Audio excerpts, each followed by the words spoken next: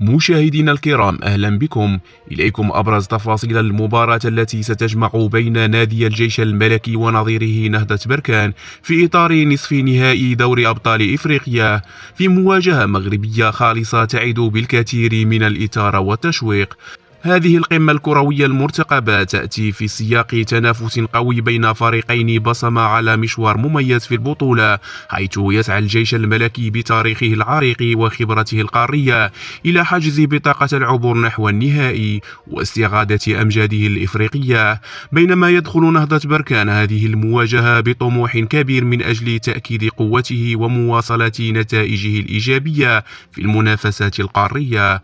ومن المنتظر أن تجرى هذه المباراة القوية على أرضية المركب الرياضي الأمير مولاي عبد الله وسط أجواء جماهيرية حماسية، حيث تنطلق صافرة البداية على الساعة 8 مساء بتوقيت المغرب.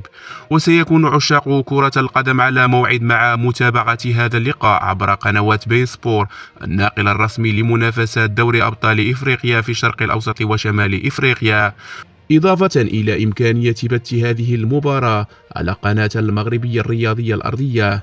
مواجهة قوية بكل المقاييس تضمن حضور فريق مغربي في النهائي القاري، وهو ما يرفع من مستوى التحدي ويجعل هذا الديربي المغربي محط أنظار الجماهير داخل القارة الإفريقية وخارجها. مواجهة قوية بكل المقاييس تضمن حضور فريق مغربي في النهائي القاري، وهو ما يرفع من مستوى التحدي ويجعل هذا الديربي المغربي محط أنظار الجماهير داخل القارة الإفريقية وخارجها.